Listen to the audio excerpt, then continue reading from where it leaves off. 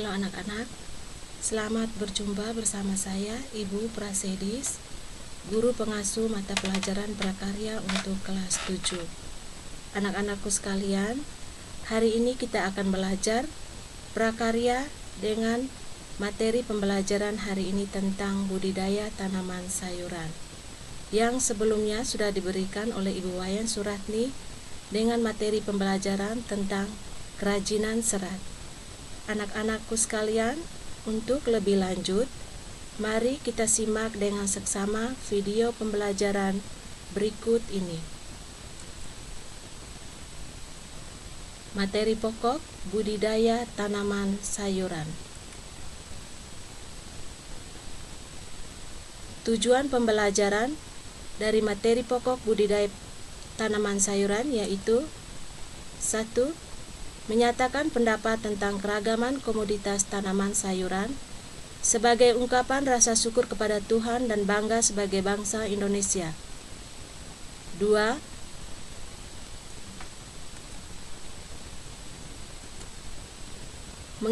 Mengidentifikasi jenis, sarana produksi, dan tahapan budidaya tanaman sayuran di wilayah setempat. 3. Merancang kegiatan budidaya tanaman sayuran berdasarkan orisinalitas ide yang jujur terhadap diri sendiri. 4. Melaksanakan dan mempresentasikan kegiatan budidaya tanaman sayuran yang ada di wilayah setempat. Budidaya tanaman sayuran. Anak-anak sekalian, mari kita melihat bersama jenis-jenis tanaman sayuran. Setiap daerah mempunyai komoditas tanaman sayuran unggulan yang berbeda. Perbedaan ini terjadi karena kondisi alam tiap daerah beragam. Pada daerah dataran tinggi, jenis tanaman sayuran yang dapat dibudidayakan yaitu yang pertama, kentang, dan yang kedua, wortel dan brokoli. Pada daerah dataran rendah, jenis tanaman sayuran yang dapat dibudidayakan yaitu yang pertama, bawang merah, dan yang kedua, mentimun dan sawi hijau. Sayuran merupakan bahan pangan asal tumbuhan yang mempunyai kadar air dan serat tinggi. Sayuran banyak mengandung vitamin dan mineral yang dibutuhkan oleh tubuh. Sayuran dikelompokkan berdasarkan bagian yang dapat dimakan atau dimanfaatkan. Bagian tanaman yang dapat dimakan atau dimanfaatkan berasal dari daun, tangkai daun, umbi, batang, akar, bunga, buah, ataupun biji. Anak-anak, mari kita melihat bersama-sama contoh berbagai tanaman sayuran berdasarkan bagian yang dapat dimanfaatkan. Contoh yang pertama kita melihat di sini daun, contohnya pakcoy. Tangkai daun, contohnya seledri. Umbi, contohnya wortel. Bunga, contohnya kembang kol. Umbi lapis, contohnya bawang merah. Buah, contohnya tomat. Biji, contohnya kacang merah. Batang, contohnya asparagus. Contoh tanaman sayuran. Yang pertama, tomat. Tomat merupakan tanaman perdu semusim, sebatang lemah dan basah. Daunnya berbentuk segitiga, buahnya hijau waktu muda, kuning, atau merah waktu tua. Umur panen tanaman tomat lebih kurang 55 sampai dengan 61 hari. Manfaat dari tomat yaitu sebagai bumbu, lalap, makanan yang diawetkan atau saus tomat, buah segar atau minuman atau jus. Buah tomat banyak mengandung vitamin A dan vitamin C. Dan yang kedua, bawang merah.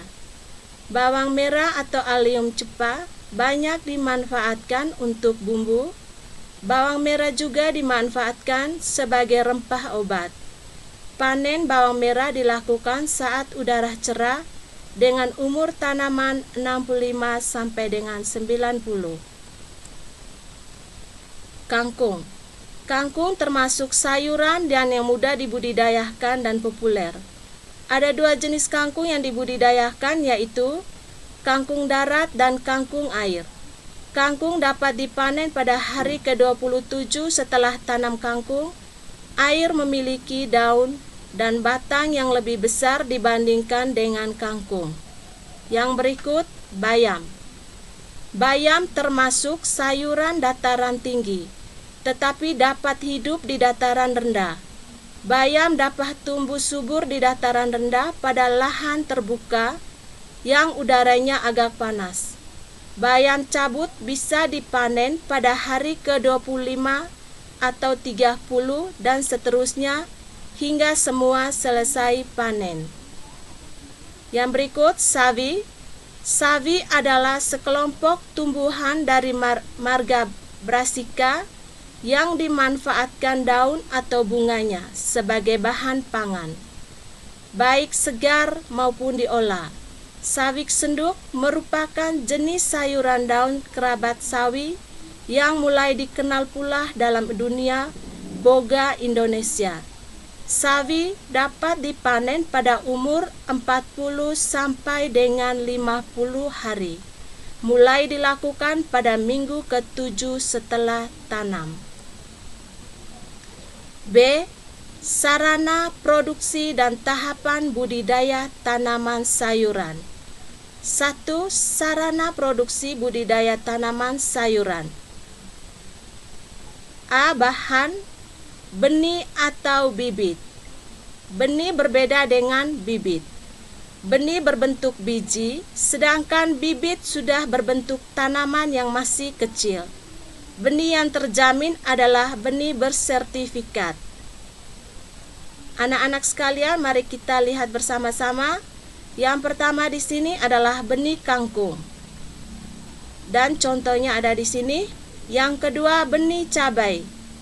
Yang ketiga, bibit cabai keriting. Dan yang keempat, bibit bunga kol. Yang kedua, pupuk. Pupuk digunakan untuk menambah dan melengkapi kandungan unsur hara kurang dari tanah. Pupuk dapat berupa pupuk organik atau pupuk kandang dan hijau, dan pupuk anorganik, NPK, urea, KCl, dan ZA. Pupuk kandang berasal dari kotoran hewan.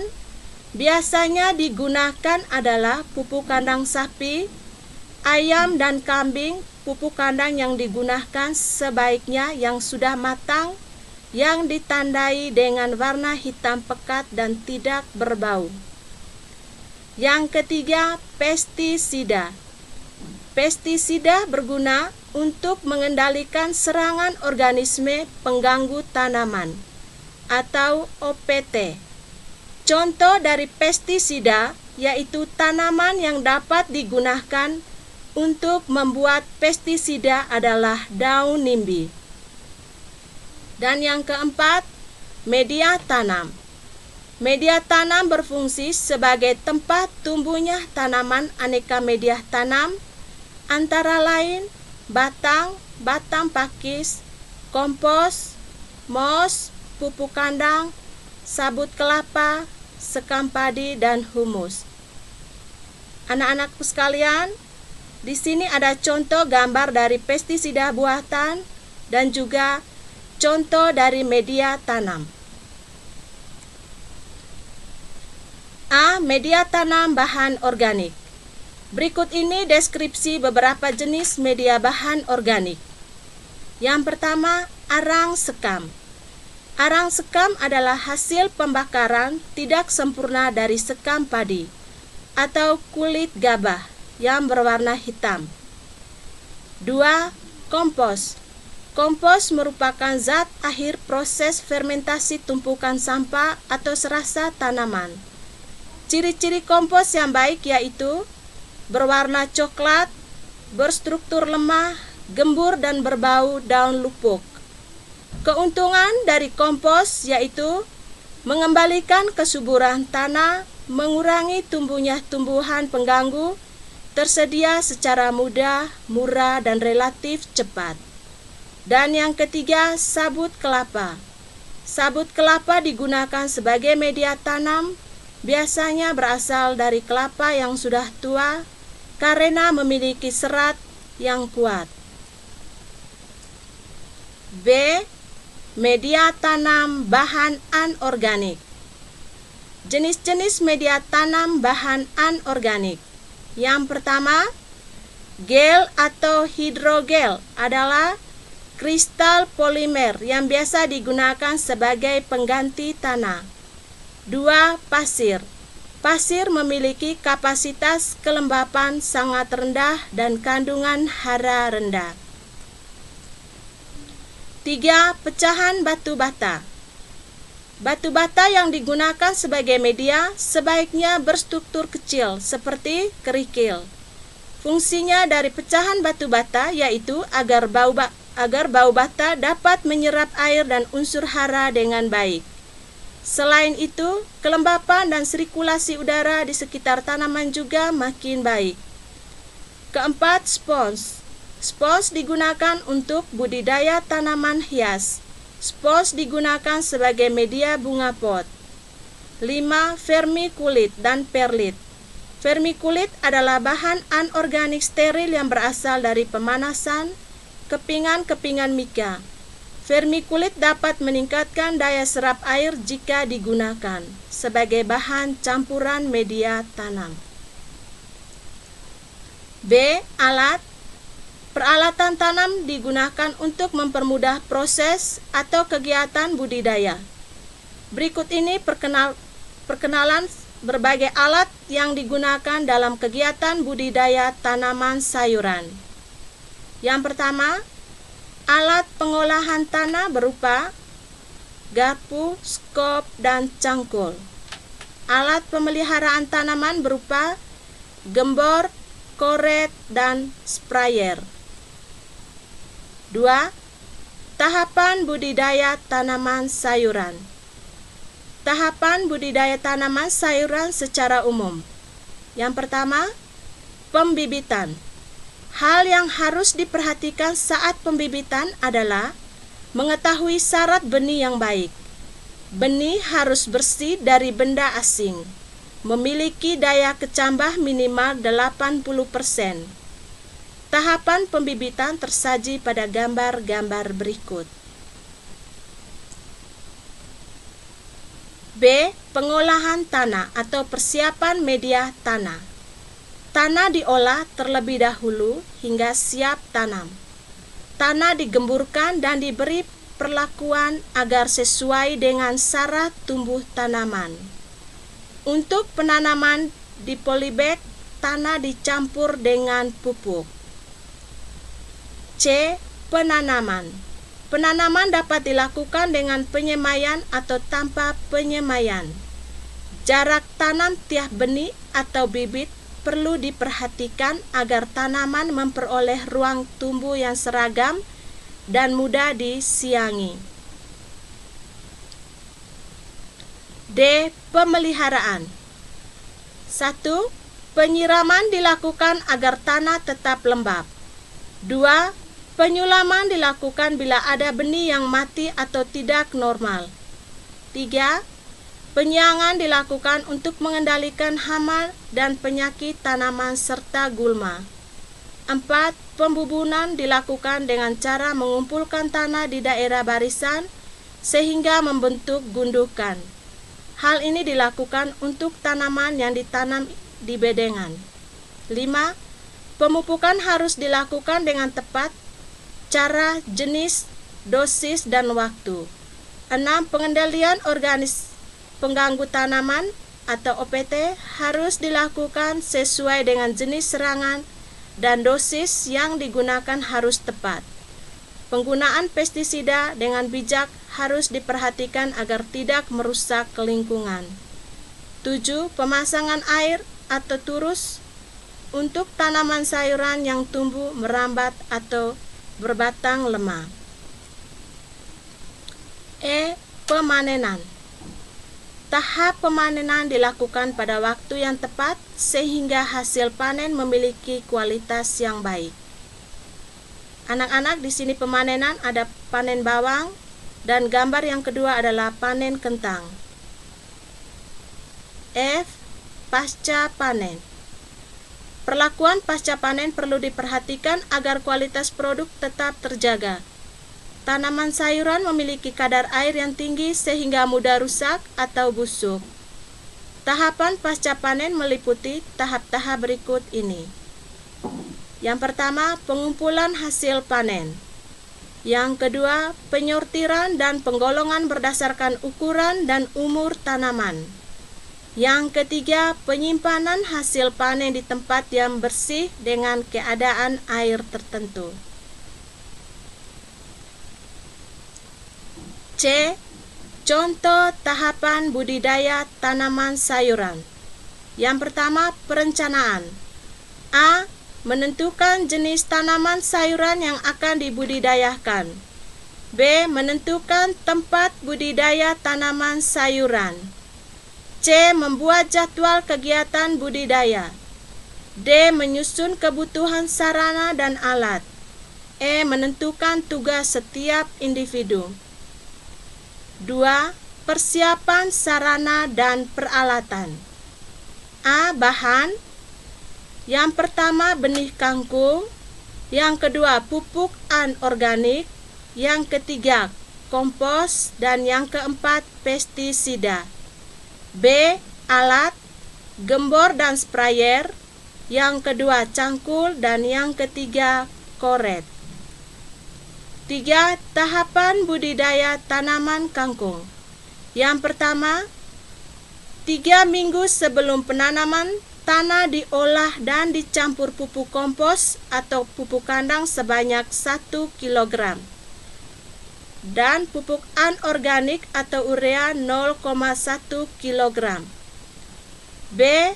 Pembuatan bedengan dengan ukuran lebar 0,8 sampai dengan 1,2 meter, panjang 3 sampai 5 meter, tinggi 15 sampai 20 cm, dan jarak antara bedeng 50 cm, atau ukuran bergantung pada lahan yang tersedia. C. Bedengan yang siap ditanam. D. Penanaman benih kangkung, jarak lubang tanam 20 x 20 cm sedalam 5 cm. Setiap lubang ditanam 1-2 benih. Untuk kangkung darat sebaiknya ditanam pada sore hari. E. Benih kangkung yang sudah tumbuh. F. Pertumbuhan tanaman kangkung. G. Pemeliharaan. Yang pertama, penyiraman dilakukan secara teratur sekali sehari terutama saat kemarau. 2. Penyiangan setiap 2 minggu. 3. Pembubunan setiap 2 minggu. 4. Pemupukan dilakukan 14 hari setelah tanam.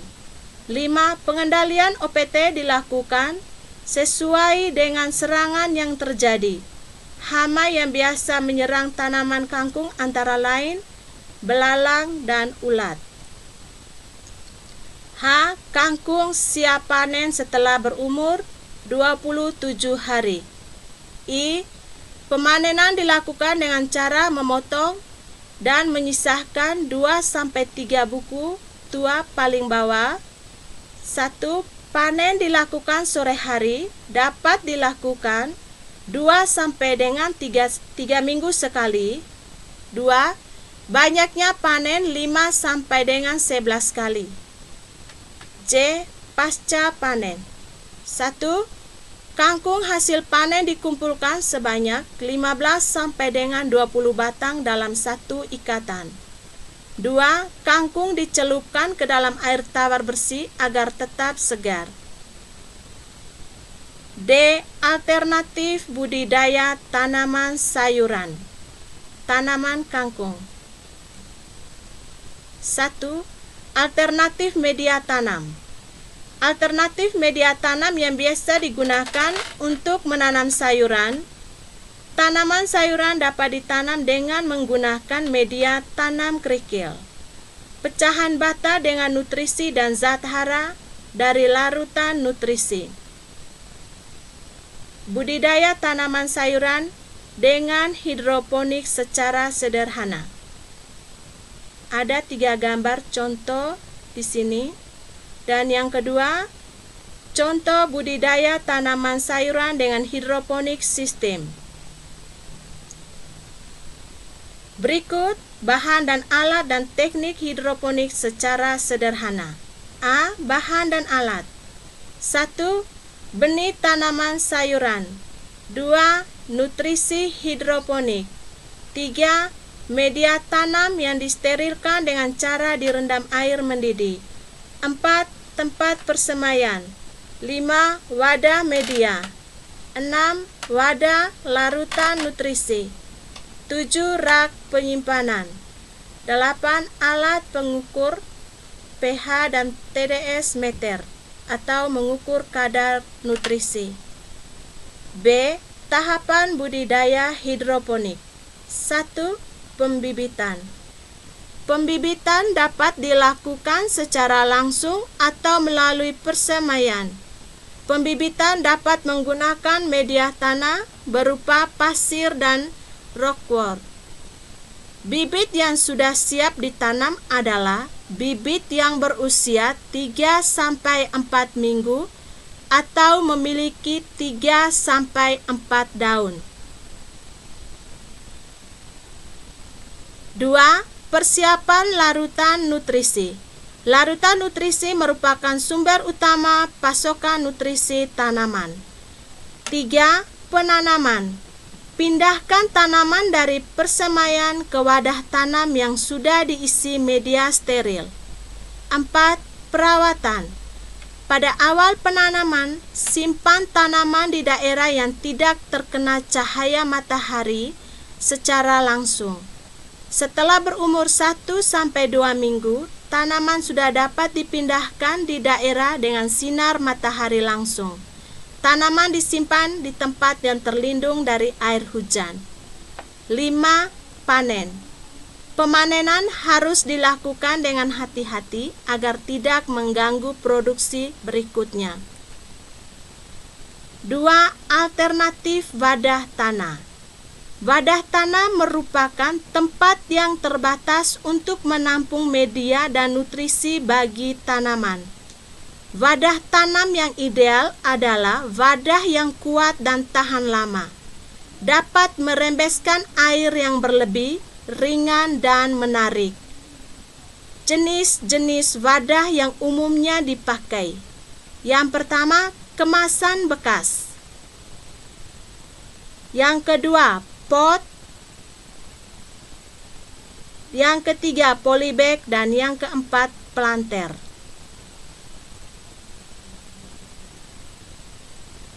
Hal yang harus diperhatikan ketika menanam tanaman pada wadah adalah ketersediaan nutrisi yang cukup dan pengkondisian optimum agar tanaman dapat tumbuh dengan baik. Yang di sini yang gambar pertama merupakan wadah tanaman vertikultur dan gambar yang kedua contoh tanaman yang ditanam secara vertikultur. Contoh tahapan budidaya tanaman sayuran dengan sistem hidroponik. Contoh tahapan budidaya tanaman sayuran. Yang pertama, perencanaan. A. Menentukan jenis tanaman sayuran yang akan dibudidayakan. B. Menentukan sistem hidroponik. C. Membuat jadwal kegiatan budidaya. D. Menyusun kebutuhan sarana dan alat. E. Menentukan tugas setiap individu. 2. Persiapan sarana produksi bahan. Yang pertama, benih pakcoy. Yang kedua, media tanam. Dan yang ketiga, nutrisi tanaman. Di sini bahan budidaya hidroponik. Alat budidaya hidroponik yaitu yang pertama, wadah tanaman. Yang kedua, sumbu. Yang ketiga, wadah nutrisi. Dan yang keempat, rak penyimpanan. 3. Proses budidaya tanaman sayuran secara hidroponik sederhana. Di sini ada beberapa gambar tentang proses budidaya tanaman sayuran secara hidroponik. Di sini yang pertama, anak-anak sekalian, itu merupakan sumbu. Dan yang kedua adalah serbuk kelapa. Dan yang ketiga di sini, 2B di sini adalah contoh benih. Benih daripada sayur. Dan yang ketiga ini merupakan kaleng, di mana kaleng tersebut sudah diberikan tanah dan berisikan pupuk. Dan juga gambar yang keempat, itu merupakan tanaman sayuran yang sudah tumbuh. Dan yang kelima ini merupakan gambar sayuran pot.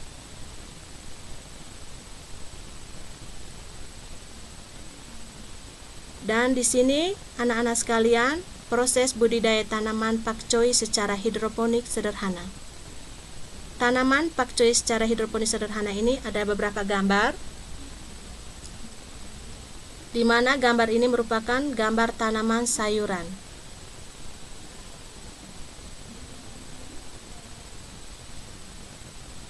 Ya, anak-anak, dari materi pembelajaran untuk budidaya tanaman sayuran, di sini ibu memberikan tugas kepada anak-anak, di mana anak-anak dibelajarkan dari rumah. Tugas yang pertama di sini, materi pembelajaran dari bagian A dan B, itu ada beberapa tugas di sini, 3 nomor. Yang pertama, apa saja tanaman sayuran yang di sekitarmu, yang ada di sekitarmu. Tuliskan ciri-ciri tanaman tersebut dan bagian tanaman yang diambil manfaatnya. Nomor 2, ungkapkan perasaan yang timbul terhadap karunia Tuhan dengan adanya beragam tanaman sayuran yang tumbuh di Indonesia. Dan yang ketiga, tuliskan hasil pengamatanmu, kemudian simpulkan jenis tanah dan kecocokannya dijadikan media tanam tanaman sayuran.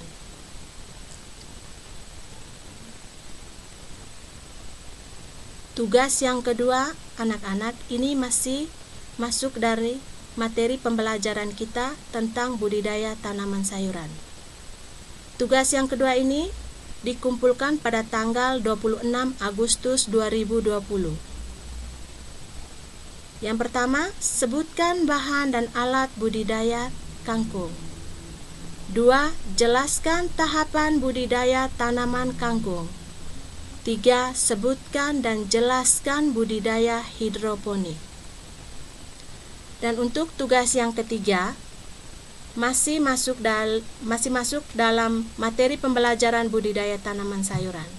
Anak-anakku sekalian, tugas yang ketiga ini nanti dikumpulkan pada tanggal 2 September 2020. Yang pertama, sebutkan bahan dan alat budidaya hidroponik. Dan yang kedua, jelaskan proses budidaya tanaman pakcoy secara hidroponik sederhana. Demikian materi yang ibu sampaikan, semoga bermanfaat bagi kalian semua yang belajar dari rumah. Sekian dan terima kasih.